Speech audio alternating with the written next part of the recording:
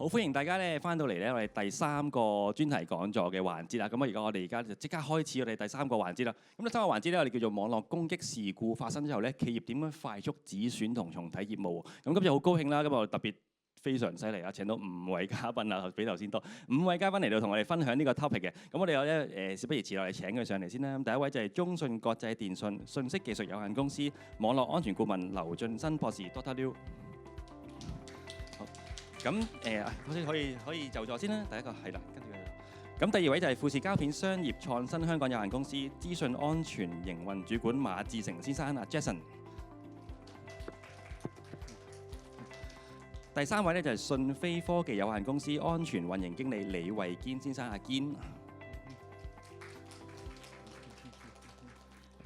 第四位咧就係羅兵咸永道有限公司網絡安全和私隱服務高級經理李家明先生 Jason。最後一位咧就係 Yottabyte International Technology Company Limited North East 嘅解決方案架構師馮一真先生 Ivan。好啦，多謝咁多位啦，不如開頭嘅時候都嚟影幅大合照先啦，不如大家。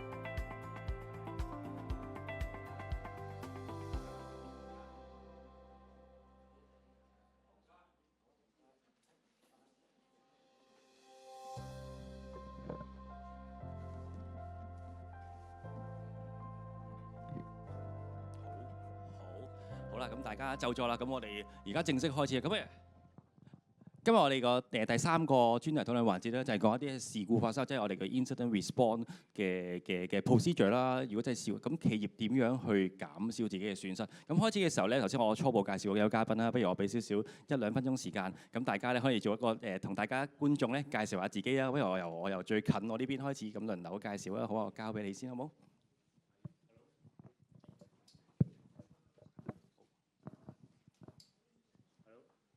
喂，好，係，你好，我係生廖。咁我公司咧係中信國際電訊 CPC， 係中信集團旗下嘅子公司嘅。咁喺香港咧都深耕咗 security industry 呢個範圍咧 for more than 20 years 20幾年嘅啦。咁你咧喺香港有我哋自己嘅 SOC centre 啦，喺內地亦都有我哋嘅 SOC centre 嘅，咁係可以服務內地嘅客戶啦、香港客戶啦同埋海外客戶嘅。咁好高興今次有機會喺度同大家去交流。係，好，唔該。咁我叫 Jackson， 我係 Fujifilm BI， 就睇 cyber security 嘅。咁我哋 Fujifilm BI 咧入邊都有個 SOC， 而呢個 SOC 咧除咗係 internal 嘅，都會服務埋我哋 external 嘅 customer。咁而我咧就係個 SOC 個 operation 個 head 喺度。咁而我自己嘅都有喺 IT 啊，喺 security 方面嘅已經都有20年嘅經驗喺度啦。唔該晒。大家好，我係訊飛科技有限公司嘅李維堅。大家叫我阿堅得啦。我講嘢就唔係好叻嘅，因為我專門做嘢嘅人。咁我哋公司咧就有SOC 嘅，同之前有2位一樣啦。就我哋公司除咗做一啲 SOC 啊、MAS 啊，同埋都有做 IR 嘅。希望我哋啲經驗分享出嚟，可以幫到大家。多謝。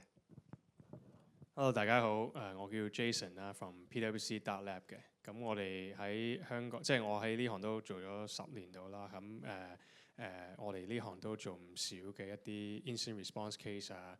咁有埋24/7 SOC 同威脅情報。咁我主力就多啲睇威脅情報嗰邊，睇下點樣可以 support 到唔同嘅 security operations 去加速同減少風險咯。咁多謝俾機會我哋上嚟去分享啦。Hello， 大家好，我係日智North East 嘅Ivan。咁我係主要係做呢個售前呢一塊嘅工作。咁我哋公司咧主要係一個 SIEM 嘅 UVB 啊呢一啲軟件嘅一個廠家啦。咁主要係做一個順創啊，同埋對標產品方面可以對標翻 Splunk 嘅呢塊軟件嘅，係好高興喺呢度同大家分享我哋嘅一啲做交流，係。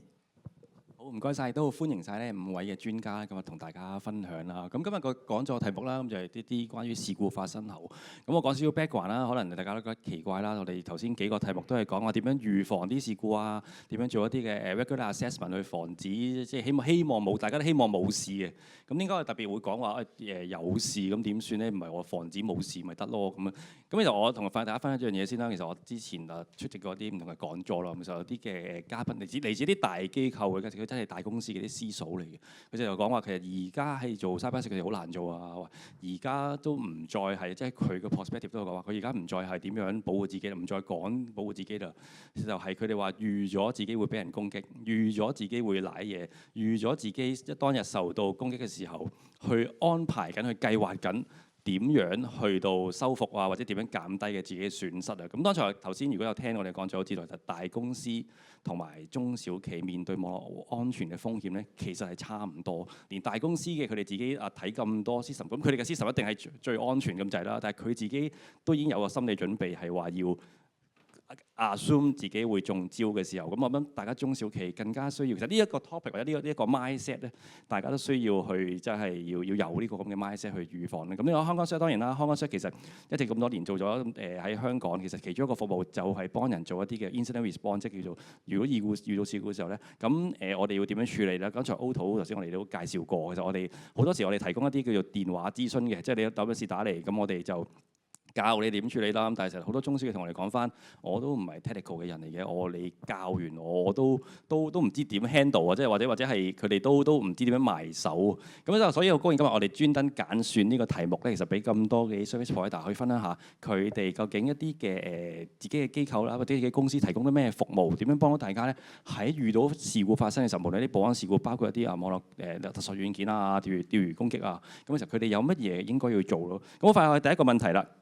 咁呢個就係對於一啲中小企啦，即係可能係得有限嘅 IT 資源啊，或者甚至乎佢大部分都冇乜 system 去用一啲雲端嘅系統嘅啫。咁佢哋喺遭遇一啲網絡攻擊，譬如一啲勒索軟件啊、網絡入侵啊、電郵帳號俾人偷咗嘅時候咧，第一步佢最緊要嘅應該係點處理或者做啲乜咧？咁或者我知嘅請下 Ivan 你可能幫頭分享下先啦，好唔好啊？好。咁當呢個中小企業如果發現咗有呢個網絡攻擊嘅時候咧，咁其實我哋發現攻擊嘅時候，可能佢已經係有啲入侵得比較深嘅一個情況啦。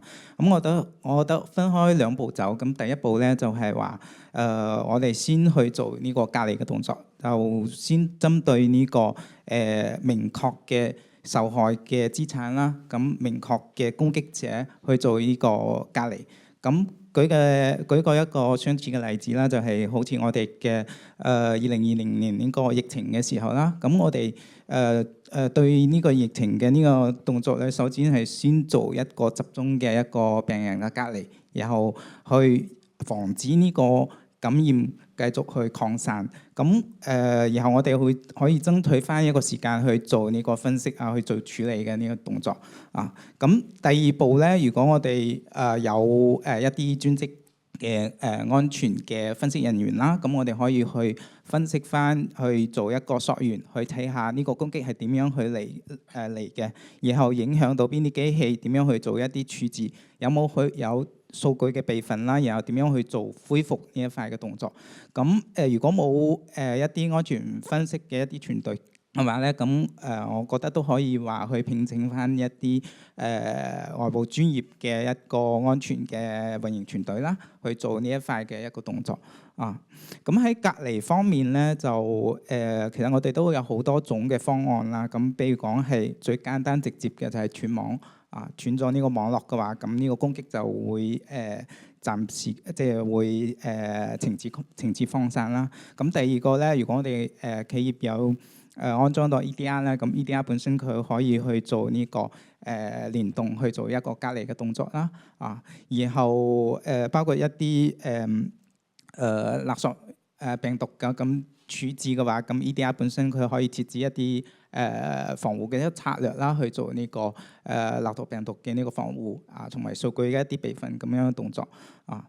咁如果我哋有啲，譬如講有一啲客戶咧，咁佢會針對一啲攻擊嘅一啲行為啦，可以去做一啲自動化嘅處置。我譬如講記 SIM 啊，叫 SOAR 咁樣個軟件咧，去做一啲動作啊。譬如講我哋可以針對一啲網絡入侵嘅時候咧，咁網絡入侵嘅時候，咁我哋可以去分析翻呢啲呢個攻擊 IP 佢喺邊界嘅一啲攻擊向量啦，有個風險分值嘅情況啦，咁可以做呢啲自動化嘅處置。咁呢啲自動化咧，其實佢唔需要特別大嘅一啲成本，咁佢係一個比較基於我哋嘅一啲防火牆啊之類嘅事件咧，就可以去做嘅分析。咁其實中小企業咧都可以去做呢一塊嘅動作，自動化去完成，咁可以減少呢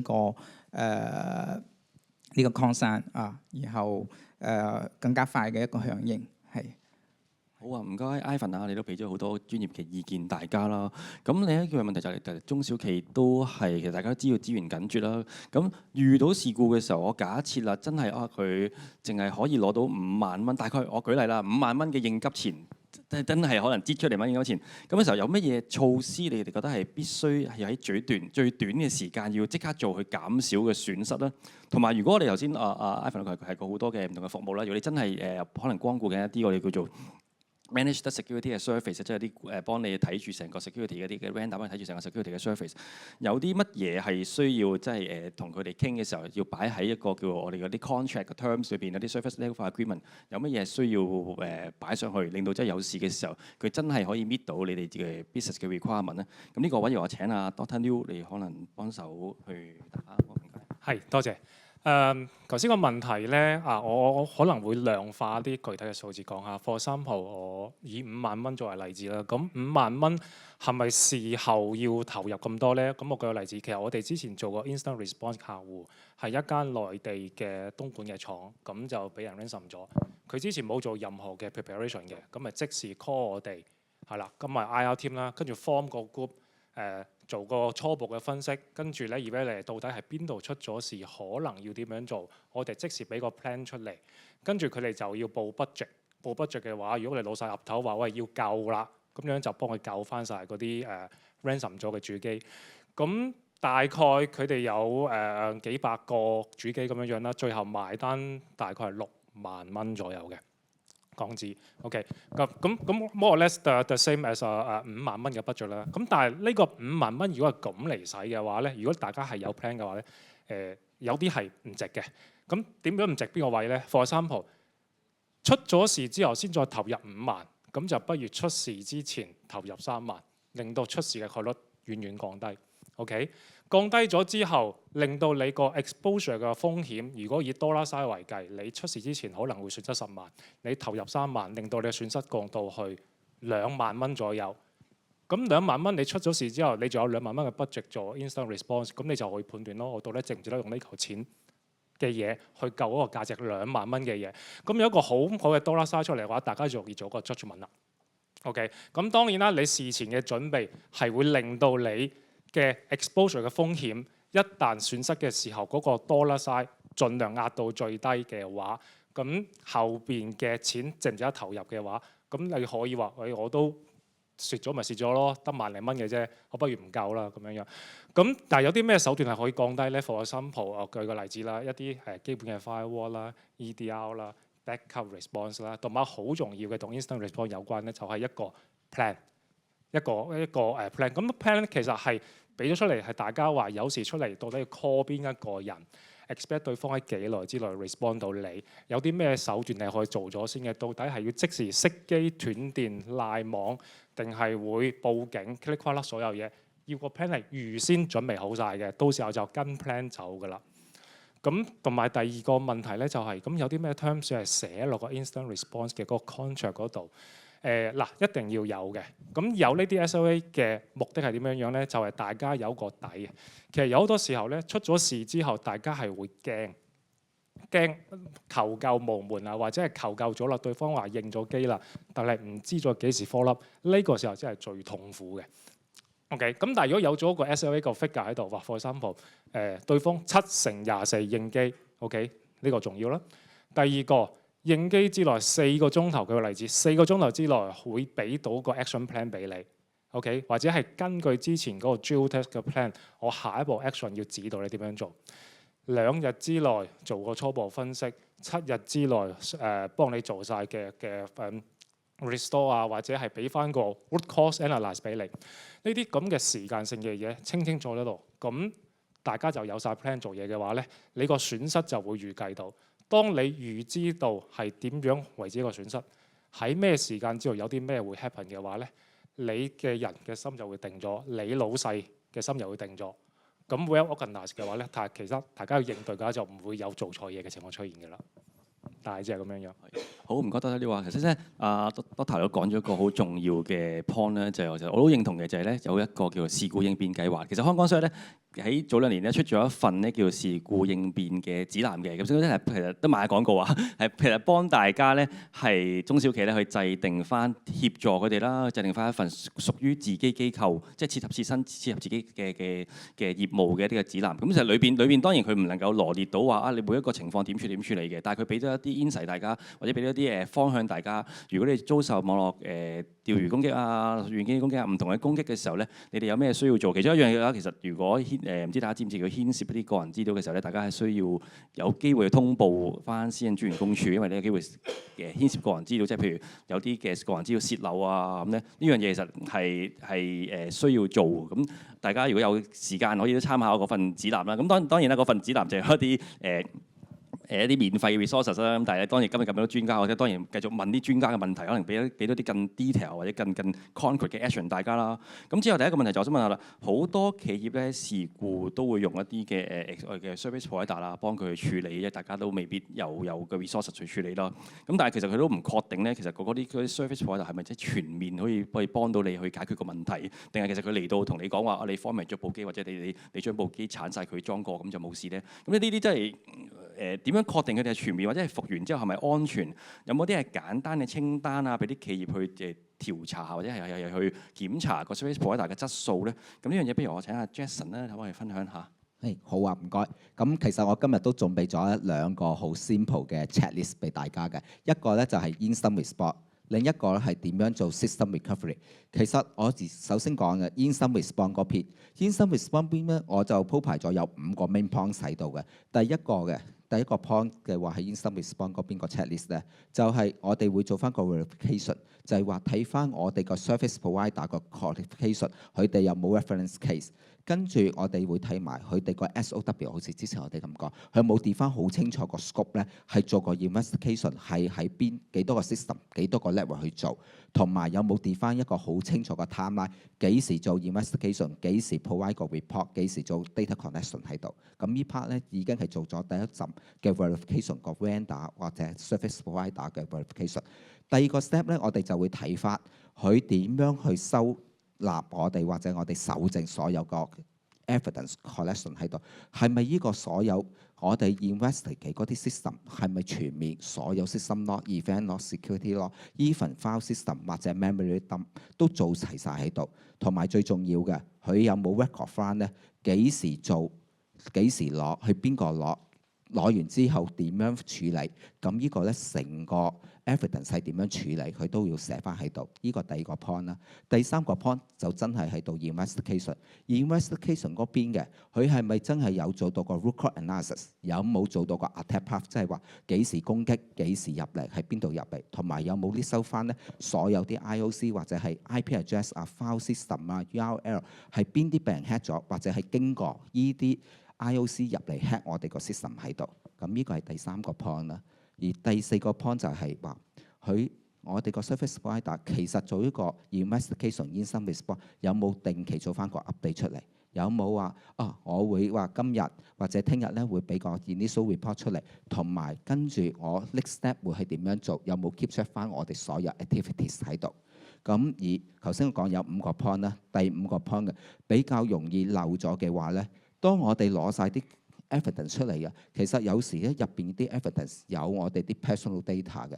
其實我哋 service provider 有冇勾翻出嚟話翻聽啊？有啲 personal data 我會 remove 或者做翻啲 encryptions。咁呢 part 咧都係頭先我咁講。第一個 checklist 就係關於 instant response 其中個5個 point 喺度啦。咁跟住之後，咁頭先話第二個 point 咧就係 system recovery。咁 system recovery 我都係一樣5個 major point 喺度。咁第一個咧就係 system recovery。首先嘅就要知道咧有幾多個 system 要做 recover。跟住之後咧每個 system 入邊個 dependency 有幾大，佢哋自己每個 system 有冇啲 RTO、RPO， 即係佢哋 recovery time 嗰個 requirement 喺度。最後啦就會睇翻佢哋邊啲 system 個 priority 邊個優先去做。咁呢個係第一 part 啦。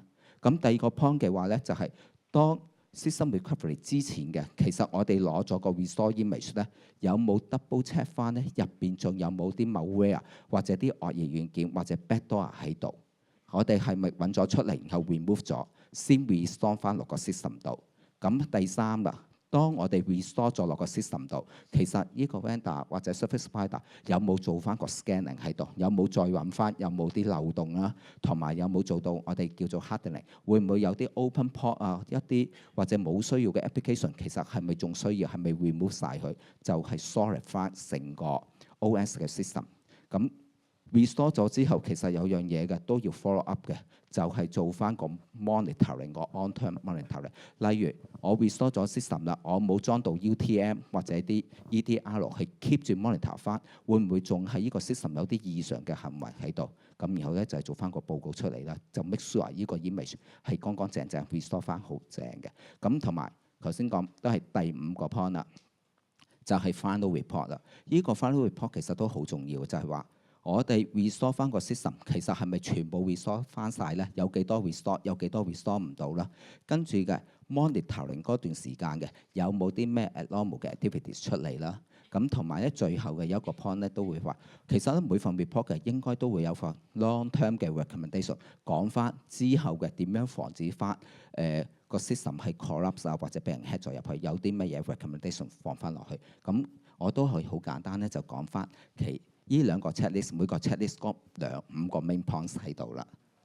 咁係好啊，唔該，Jason 都好詳細啊。頭先 Jason 提到一個 point 都好緊要嘅，就係咧關於一個叫做 system recovery。即係當然啦 ，incident response 頭先有2 part 嘅，即係當你事故後點樣處理啦，點樣去調查事故發生啦。其實最 main point 對於中小企嚟講就係點樣去救翻個 system 先，又點樣 recover 翻 system， 令到佢真係可以再繼續我嘅 business 啊，令到個 business 唔受影響啦。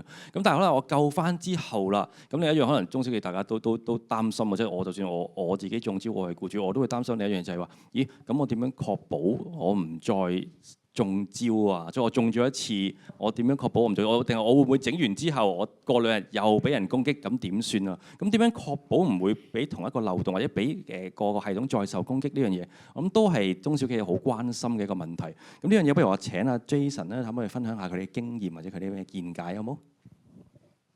其實呢個係唔係簡單嘅問題，但係我之前有諗過點樣去 structure 件事。咁其實首先要望翻轉頭，即係由我哋啲經驗分享啦，就係望翻上年一啲 case， 無論如何係大機構、中小企或者係 critical infrastructures， 其實90%以上都係同 cyber hygiene 有關嘅。即係例如佢冇執啲漏洞，一啲比較舊嘅漏洞啦，冇講 zero day 啦，即係佢可能有啲係3、4、5年前嘅漏洞都冇執。而就可能係一啲同有啲 credential 流咗出街係一啲唔係好 strong 嘅，即係例如 PASSW0RD 嗰啲朋友啦。仲衰嘅就係可能冇雙重認證啊，即係 multi-factor， 咁呢個都係好容易就已經係令到黑客可以直打入去 from 某啲對家嘅 service， 即係例如 VPN 或者係 web app。咁第三就當然係有啲釣魚電郵嘅，咁有一啲就甚至乎可以 bypass 到雙重認證添。咁但係 in general 嗰個就係同少少 awareness 有關。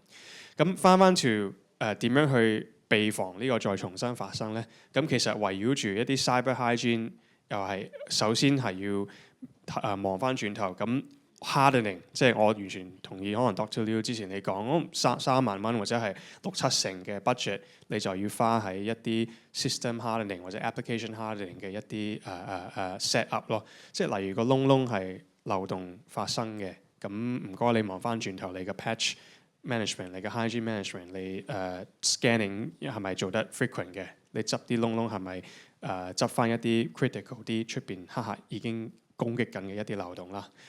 或者係 let's say 你冇密碼係 weak 嘅，冇着 2FA 嘅，咁呢啲係一啲 hardening 嘅，分鐘係免費可以做到嘅一啲 step， 但係可能大家唔係好 aware 有呢個功能，咁即係花嗰嚿少少嘅錢去執翻好嗰個 cyber hygiene， 咁點樣去再 maintain 個所謂嘅水準咧？就係翻條剩翻個3-4成嘅錢啦，就係做24/7嘅 continuous 嘅 assurance 啊 monitoring 啊，咁呢個 SOC 都係做到啦。咁但係中小企其實有陣時都即係可能要好針對某一啲 loss source 去睇咯，即係 O365 防火牆 VPN， 咁呢啲可能係最關鍵，即係 endpoint 最關鍵嘅一啲 critical system。咁我哋淨係收集嗰啲log。其他嘢就即係呢個可能就會包到8成嘅一啲 detections 㗎啦嚇，咁或者係甚至乎出邊坊間有啲 attack surface management 嘅工具係會24/7去 iteratively 去揾啲窿嘅，咁其實可以考慮 subscribe to 呢啲咁嘅 service，so that 你首先你 harden 到某程度，咁你唔會 over time 你個所謂嘅 hygiene。或者嗰個對外嘅一啲 asset 就會有唔同嘅 critical risk 㗎嘛，咁你有嗰啲24/7嘅 SOC detections 或者 ASM 就會可以保持咁上下嘅水準咯嚇。好，唔該 Jason 啊。咁頭先大家Jason 分享過啦，就係啲technical 上，即係如果個 system 去我真係 recover 咗啦，咁即係呢啲技術上啦 technical 上啦，咁我已經 system 已經 ready 啦。咁但係下一步就係我就要 restart 翻我個 business， 即係可能我真係有系統故障，我停業咗幾日，咁而家我搞掂快啲刪晒啲系統啦。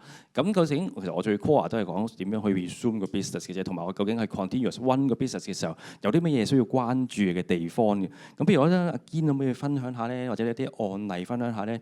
如果係仲要 restart 我 business， 我 restart 咗我 business 或者係繼續 keep 住去 run 嘅時候，有啲乜嘢嘅嘢係中小企需要關注嘅？或者有啲案例可以分享下都歡迎我哋，好唔好？其實綜合頭先嗰幾位嘅分享咧，我覺得我已經講嘅嘢已經唔多㗎啦。咁如果恢復咗之後啊，我覺得最重要一樣嘢就係防止二次攻擊，同埋咧有一樣嘢咧，我都要提一提大家嘅，就係供應鏈攻擊。我唔知道大家有冇留意新聞啊？OpenAI 拉黑咗 Mixplan， 仲有個咩歐洲嗰啲機場，因為某一個系統出咗問題而停運啦。呢啲就係供應鏈攻擊嚟嘅。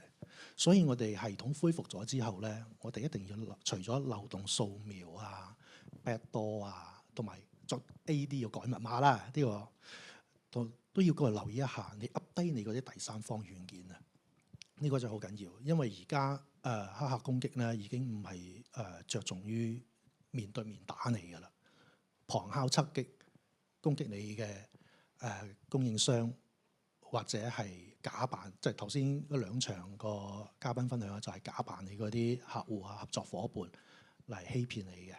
呢啲嘢大家都要留意一下啦。仲有個我哋有時候啊，我哋做 IR 有啲都做到好冇人嘅，即係一上到去好多客戶淨係得套基礎防火牆、防毒軟件，冇㗎啦。我哋俗稱呢啲叫裸奔。咁我哋一上到去都哇，咁你咁嘅情況，我哋都好難救你喎。你連監測嘅一啲工具都冇。咁我講個案例啊，係一啲金融行，我做金融行業比較多。咁有一個客咧，佢真係 call 咗我哋上去。我哋一上到去，發現情況就係裸奔。咁佢又好唔好彩嘅，佢做錯咗一樣嘢，就係佢嘅 AD 域咧，唔係佢個備份系統咧，冇喺佢嘅 AD 域嗰度脫離出嚟，脫域管理啊。所以佢一中咗勒索之後咧，電腦伺服器全部冇晒，連救命嗰個備份都俾人加密咗。咁我當時都嘆氣嘅。不過有好彩啊，我哋喺問卷調查問佢時候，佢話有一份離線嘅備份，真係好彩啊！佢哋有一個人就真係好有責任心，就做咗離線備份，就 cover 翻咗。所以咧，我哋都要提下大家咧，脫域管理同埋一定要有個離線備份。咁當時候佢哋係點樣恢復嘅咧？嗱，佢哋系統係有一個第三方認證嘅，即係係類似 MFA 係個 MFA 嚟嘅，就係第三方認證，要發一個密碼俾個電郵系統嗰隻。咁非常之唔好彩嘅，佢嘅電郵系統都被加密咗。咁後來咧有啲揾咗啲 IT 嘅同事咧，就上去喺雲端同佢恢復咗個郵箱先，然後再逐步做一啲恢復啦。所以我哋備份嘅時候啊，我哋都要提下大家做一個叫做多介質備份。你除咗你哋本地有啲備份之外咧，我個人建議咧，你最好做一啲雲端嘅備份。雲端備份咧係一個快速恢復你嘅業務嘅方法嚟嘅。仲有一樣嘢咧，要提下大家咧，喺恢復嘅過程之中咧，有一啲好令人即係令人你要有取捨咯。你要優先恢復邊一啲系統先？你哋啲付費系統啊，同埋一啲認證系統啊、電郵系統嗰啲優先恢復。咁你 file server 嗰啲咧，你可以延後恢復都得。呢一個嘢亦都涉及咗一樣嘢，但係老生常談嘅嘢。我唔知點解呢幾年大家好似忽略咗嘅嘢，就係一個叫做資料嘅分類分級啊。喺內地咧已經好即係推廣咗好多，但係唔知點解喺香港咧，我嘅經驗咧就發現咧好多公司都唔做呢樣嘢。嗱，就唔講系統啦，我講資料啦。你資料你邊一啲係緊要嘅，你要分一分類先。你優先救嘅，你要救邊一啲先。所以你發生問題嘅時候咧，你可以先救一啲重要嘅嘢先，令到你嘅業務快速恢復咗先，然後再去排查你嘅入侵路徑啊，同埋一啲有啲客咧，叫揾個黑客出嚟得唔得啊？梗係唔得啦，冇嘥啲咁嘅時間啦，倒不如花多啲時間睇下點樣打穿入嚟嘅。你做好一啲防護啦。一上到去你恢復嘅時候，有時候有啲人咧真係點講咧？零號病人最先被入侵嗰部機咧，要揾出嚟。我嘅經驗咧就話俾我知咧，其實一個黑客要攻擊你咧，佢係需要一啲好長期嘅準備嘅。所以咧揾出零號病人，知道你係點解俾人打穿，同埋點樣做好啲防護啊？呢樣嘢提下大家嘅。仲有啲咩咧？係咯，之後嘅營運咧都提下大家啦。如果你哋有條件嘅話，最好買一啲 MSS 服務，將即係安全託管啦，或者啲專業嘅人員7/24幫你哋去睇住啦。咁當然你揀 MSS 嘅供應商嘅時候，你都可以有少少標準嘅，有冇7/24啊嗰啲係啦，同埋咧佢背後咧有冇一啲威脅情報啦，可以幫到大家啦。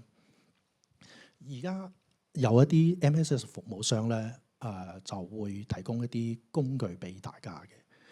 就住我頭先所講嘅情況啦，好多中小企咧其實係冇乜安全工具嘅，流量監測、EDR、物管冇嘅，所以咧有啲 MS 服務提供商咧，佢哋咧會自備一啲安全工具嘅，就例如小弟嘅公司咁樣啦，有啲研發能力，就自己有一套工具可以提供缺失安全能力嘅。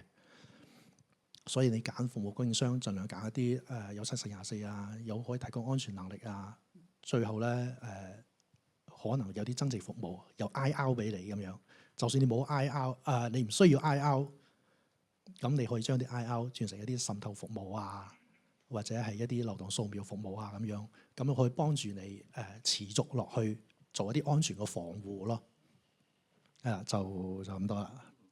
唔該晒阿堅啊，咁我都總結下啦。成日阿堅頭先講咗幾樣緊要嘅嘢嘅，第一樣就係先做嘅就係啲叫 data classification 啦，即係頭先有個講者都講過，就係你要將資料自己嘅分類，將你公司嘅資料邊啲係重要，邊啲冇咁重要，真係做一個分類，咁咧先至幫到，即係當你 incident response，即係當你要救嘅時候，咁佢哋即係啲 service provider 咧，佢哋先知道幫你救邊啲係優先，因為其實時間好緊急嘅，即係你冇以為大家可以攤長慢慢去搞嘅時候咧，當你個業務一被攻擊而停頓咧，大家都好急，大家都好緊急，大家都好心急去 recover 翻。咁如果你有一個 data classification， 其實你起碼俾啲 service provider 知道邊啲係比較緊要啊，邊啲需要去真係優先去處理啦。咁第二樣嘢就係頭先阿堅講話嗰啲公司乜都冇嘅，即係連 log 都冇 log，即係有啲我哋叫做系統嘅記錄。咁變咗其實冇呢啲嘢咧，其實你係調查唔到個成因嘅。咁亦都可以令到個 incident response 嘅時間可能會拖長啊，或者係更加。你唔知成因，你會引致咩咧？就係你唔知點樣第日點預防，即係你唔知點俾人打穿。我救翻晒啲嘢都好，我聽日又俾人打穿。你永遠唔知揾到原因，你永遠可以保護唔到自己。咁第三樣嘢就係backup 啦，backup 亦都係好緊要啦。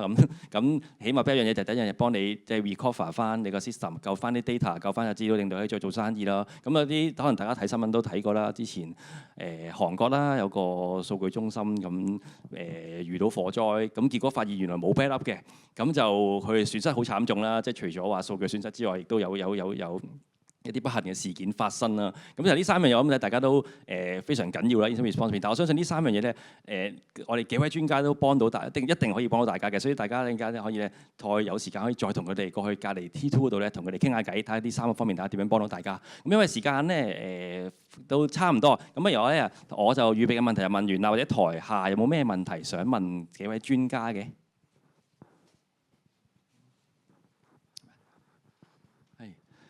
咁唔緊要，如果冇問題都可以陣間或者係留翻去翻佢哋一個攤位度再問佢哋啊。咁如果係咁，我哋其實咧今日個環節就完嘅。咁跳去下一個環節，我哋就會咧幾位專家就會分享翻佢哋公司嘅一啲嘅for中小企嘅 solution 嘅。咁不如咁咧，而家我哋俾啲掌聲咁多位先，好唔好啊？咁咧我就請翻俾阿 Doctor Liu 先啦。咁我其他4位可以可能台下就座先，我陣間再俾時間大家上嚟講。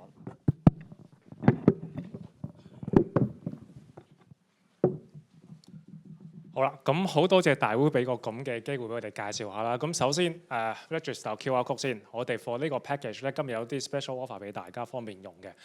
咁 for 中小企嘅話咧，如果大家有睇過政府一啲 self assess 啦，或者香港商一啲 self assess 啦，或者如果大家去睇個保險公司嘅話咧，其實佢哋開單就會先問你有冇firewall 啦 ，which is UTM 啦，有冇 EDR， 所以呢兩個係最基礎嘅 for 中小企。咁我哋公司咧其實係有呢啲咁嘅標準服務啦，同埋我哋係有後邊 SOC 去幫你哋去 mon 住 UTM，manage UTM，manage 翻個 EDR。OK， 咁其實唔係話 day one provision 做咗就算嘅啦，係我哋有長期幫你 tune 翻個 policy 啦，我哋再可以用翻個 MSS 嘅一個 service 包翻呢個咁嘅managed service 去俾翻個 monthly report 俾大家，俾翻個 review 俾大家。OK， 7/24全天候支援啦，同埋一啲 critical alarm，如果你哋唔識得處理嘅話咧，隨時可以揾我哋 SOC 去幫手去處理嘅。係啦，咁關於品牌方面咧，其實中信集團旗下咧，其實係實力雄厚。我哋可以提供中資嘅 UTM 品牌，都提供到外資嘅 UTM 品牌 ，EDR 都係嘅。咁豐儉由人，任君選擇。咁有興趣嘅方面去我哋個 booth 嗰度去揾我哋再繼續傾嘅。唔該晒。好，唔該晒 Doctor Liu。跟住不如我請Fujifilm Jason 啦，唔該。好，咁頭先咧都提到啦，SOC 24/7其實都好重要，咁同埋咧好多時嘅我哋見到 cyber security 嗰邊嘅 defense 個 tools 好多唔同嘅 tools 喺度，好多 components 喺度。不過其實咧我哋都會有一個 offering 喺度叫做 UTM（Unified Threat Management），其實係一個 all-in-one 嘅 threat detection 嘅 engine 喺度，我哋咧就放咗喺個 network 上邊，喺個 firewall 前邊嘅話，我哋就會咧 overall protect 翻咧成個 environment 咧入邊 in out 所有嘅 traffic 咧會唔會係有病毒喺度？其實咧依個咧就會係正咧就係將我哋個 cyber security 嗰個 complexity 咧係 simplify 佢，同埋咧好啱一啲咧。我唔係話我公司好大好多人，不過我又好擔心其實我我個 office 嘅係咪真係好 safe 嘅、好 secure 嘅？其實就係我哋呢個配套咧，UTM 咧就係正正咧就想俾我哋嘅 SME 去做到咁，同埋個價錢我見到佢話1388嘅起啦，最低就係1388開始。咁見到嘅有。而呢個 UTM 入邊嘅都有唔同嘅 assessment 啊 closely monitoring 有我哋嘅 SOC 啦，同埋 instant response， 同埋最後嘅都會咧每個月都會有個 follow up 嘅 monthly report 就俾翻俾大家嘅。咁呢個就係我哋個 offering。唔該晒，唔該晒 Jason。跟住我請阿信飛阿堅啦，好唔好啊？唔該你。咁大家好嘅，咁我哋提供個 event 嘅安全服務呢個方案咧，就主要係可以提供一啲資產管理啊、漏洞掃描啊，同埋一啲7x24嘅監測。首先我哋講下嗰個資產管理啦，可能大家都唔知道，被黑客攻擊之後咧，黑客一定會留低一啲隱藏資產喺你網絡入邊嘅。我哋呢一套我哋呢個服務咧，可以幫你揾出一啲隱藏嘅資產。同埋去清理佢，同埋脆弱性管理咧，主要都係一啲漏洞掃描啊。因為其實有80%幾嘅即係客戶被攻陷咧，都係因為漏洞問題嚟嘅。所以漏洞掃描我哋都會有提供嘅，同埋威脅管理。威脅管理呢度咧，我哋會有一個流量監測服務啦，同埋我哋都會提供一個叫物冠嘅服務嘅。物冠服務咧，主要係識別一啲係真嘅攻擊。因為好多攻擊咧，佢係即係漁翁撒網嘅，唔知真定假嘅。但係有物冠咧，我哋可以精準識別到啦。同埋物冠咧，我哋可以有一個反制嘅措施嘅，即係我哋可以整一啲木馬俾黑客下載翻，做啲反制措施。咁7x24就唔使講啦，我哋黑客攻擊咧就係唔揀時候嘅，所以我哋會有7x24嘅服務咧。咁由於我哋提供呢啲服務咧，主要係針對中小企嘅，針對一啲例如 budget 有限嘅中小企，係啲安全工具唔夠，物冠流量檢測 EDR 都冇，即係純粹攞我頭先所講嘅裸奔嗰啲客戶。我哋呢個服務咧，我哋會將我哋自己研發嗰個 eWin 呢個平台咧擺喺嗰度，即刻幫客戶提升翻成個防禦能力嘅。多謝大家。好，唔該晒阿堅。咁跟住我請阿 PwC 阿 Jason 啦，唔該。係，我哋最主要係有2個大領域嘅一啲服務啦。咁我呢邊即係最左邊就係一啲同 consulting 即顧問有啲服務嘅。咁其實我翻to中小企，咁之前我講就係要做一啲 hardening 啊，即係一啲即係幫手去設計同落手落腳去真係做嗰件事嘅。咁其實用2-3日嘅時間去做一啲簡單嘅 scan 啊，或者簡單嘅 config review、O365 VPN 防火牆，其實都可以提供到一啲即係之前都有啲經驗，就係好快可以揾到一啲嘢可以加強佢哋嘅一啲 exist 現有嘅control 啦嚇。咁呢個就係最 key from consulting 嗰邊嘅。咁 whereas 可能第二個就24/7嘅 MSS Managed Security Service， 即係我都好認同，即係一嚟 budget 關係，可能係得個少少錢，咁 as long as 係有可能一啲 initial 嘅 upfront small payment， 有埋啲 SLA， 即係打得電話我就要24/7 reply， 或者係 email 要24/7都收到，2個鐘以內 reply， 4個鐘之後 on site， 咁呢個都係絕對係可以去提供 for 中小企 on top of 一啲 subscription to 一啲24/7嘅 detection 同埋 scanning 咯 on the attack surface 嚇。咁有啲咩需要嘅話，就我會喺隔離 T2 可以再傾噶。唔該晒大家。好，唔該 Jason。咁最後請高塔比啊 Ivan。好多謝大家。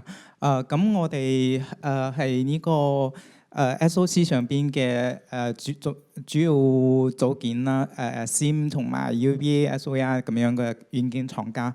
咁我哋嘅產品嘅優勢咧，主要係佢可以一個係信創嘅優勢，完全自主研發啦。咁佢嘅供應鏈方面係可控嘅。咁同時我哋嘅性能咧係200 TB 每日嘅質量都係穩定運行啦。佢嘅性能好高啦。咁同時提供咗一啲SPL 啊，同埋呢種實時嘅呢個 CP 嘅分析嘅固件引擎嘅能力，可以支持唔同嘅呢個威脅嘅場景啊嘅固件嘅發現啊。然後我哋都有呢個大模型連接嘅咁樣嘅能力啦，可以支持多個智能體啊去做一啲攻擊嘅研判啦，去發現去揾到邊啲譬如講0號病嘅人，然後佢嘅影響嘅一啲範圍啊，然後去到一啲自動化嘅處置等等嘅動作啦，都可以去智能化嘅去實現。